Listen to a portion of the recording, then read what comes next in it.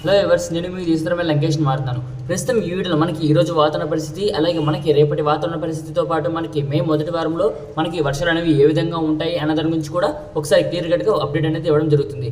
కాబట్టి మనం వీడియోని ఎక్కడ స్కిప్ చేయకుండా చివరి వరకు చూస్తారని, అలాగే వీడియో కనుక మీకు నచ్చినట్లయితే లైక్, షేర్, కామెంట్ తప్పనిసరి. కొత్త వాళ్ళైతే మన ఛానల్ సబ్స్క్రైబ్ చేయండి.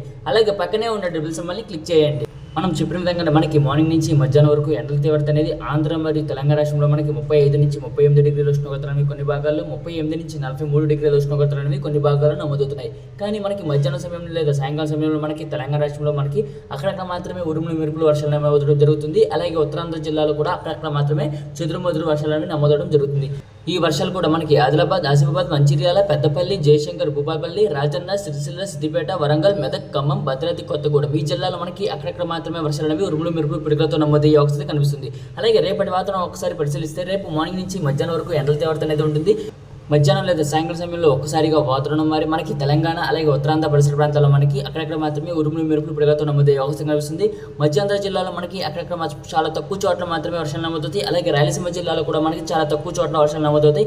కానీ రాయలసీమ జిల్లాలో మనకి ఎండల తీవ్రత అనేది అత్యధికంగా నమోదయ్యే అవకాశం కనిపిస్తుంది. అలాగే తెలంగాణ రాష్ట్రంలో మనకి వడగాలు వీచే అవకాశం రేపు మార్నింగ్ నుంచి మధ్యాహ్నం వరకు ఉంటుంది. మధ్యాహ్నం సమయం నుంచి ఒకసారిగా వాతావరణం మారి మనకి ఉరుములు మెరుపులు పిడుగులతో నమోదయ్యే అవకాశం కనిపిస్తుంది. రేపు ముఖ్యంగా మనకి ఖమ్మం, భద్రాద్రి కొత్తగూడెం, అలాగే ఆదిలాబాద్, ఆసిఫాబాద్, మంచిర్యాల, పెద్దపల్లి, జయశంకర్, భూపాలపల్లి, రాజన్న, సిరిసిల్ల, సిద్దిపేట, వరంగల్, మెదక్, ఖమ్మం ఈ జిల్లాల్లో మనకి అక్కడక్కడ మాత్రమే ఉరుములు మెరుపులు పిడుగులతో నమోదయ్యే అవకాశం కనిపిస్తుంది. అలాగే మనకి ఉత్తరాంధ్ర జిల్లా అంటే విశాఖపట్నం, విజయనగరం, కాకినాడ, తుని, యానం, రంపచోడవరం, సోంపేట, టక్కలి, పలాస, బొబ్బిలి, పాలకొండ, రాజం, గజపతి నగరం ఈ పరిసర ప్రాంతాల్లో కూడా మనకి అక్కడక్కడ మాత్రమే ఉరుములు మెరుపులు పిడుగులతో నమోదయ్యే అవకాశం కనిపిస్తుంది. అలాగే ఏలూరు, రాజమండ్రి పరిసర ప్రాంతాల్లో కూడా మనకి అక్కడక్కడ మాత్రమే ఉరుములు మెరుపులు పిడుగులతో నమోదయ్యే అవకాశం కనిపిస్తుంది.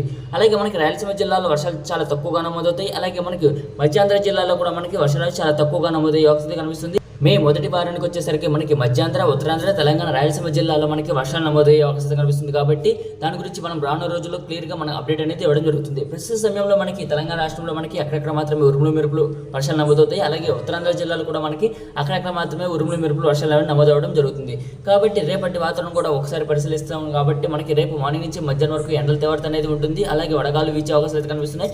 మధ్యాహ్నం లేదా సాయంకాలం సమయంలో ఉరుములు మెరుపులు పిడుగులతో నమోదయ్యే అవకాశం తెలంగాణ అలాగే ఉత్తరాంధ్ర జిల్లాలో నమోదయ్యే అవకాశం కనిపిస్తుంది. కాబట్టి మనం తెలంగాణ రాష్ట్ర ప్రజలు అలాగే ఉత్తరాంధ్ర ప్రజలు కాస్త జాగ్రత్త అనేది వహించండి. ఎందుకంటే ఎండల తీవ్రత అనేది ఉంటుంది. దానికి తగ్గట్లుగా మనకి ఉరుముల తీవ్రత కూడా అత్యధికంగా నమోదయ్యే అవకాశాలు అయితే ఎక్కువగా కనిపిస్తున్నాయి. అలాగే మే మొదటి వారం వచ్చేసరికి మధ్యాంధ్ర, రాయలసీమ జిల్లాలో ప్రజలు అప్రమత్తంగా ఉండాల్సిందిగా కోరుతున్నాను. ప్రస్తుతం ఎండల తీవ్రత అనేది అత్యధికంగా ఉంటుంది. సముద్రం వెంబడి కోస్తా భాగాలు అంటే విశాఖపట్నం, విజయనగరం, కాకినాడ, అలాగే మచిలీపట్నం పరిసర ప్రాంతాలు, రేపల్లె, నిజాపట్నం పరిసర ప్రాంతాలు, అలాగే చీరాల, బాపట్ట పరిసర ప్రాంతాల్లో కూడా మనకి ఉరుములు మెరుపులు పిడుగులతో నమోదయ్యే అవకాశం కనిపిస్తుంది. కాబట్టి మనకి మే మొదటి వారంలో వర్షాలు నమోదయ్యే అవకాశం అయితే ఎక్కువగా కనిపిస్తున్నాయి. కాబట్టి ముందుగానే మనం జాగ్రత్త పరచుకోవాల్సిందిగా కోరుతున్నాం. రైతులు ప్రజలు గమనించగలరు. కాబట్టి మనకి ఎక్కువ సమయం లేదు. కాబట్టి మే మొదటి వారానికి మనం పండించిన పంటను జాగ్రత్త పరచుకోవాల్సిందిగా కోరుతున్నాను. కాబట్టి మనకి మే మొదటి వారంలో వర్షాలు నమోదవుతాయి.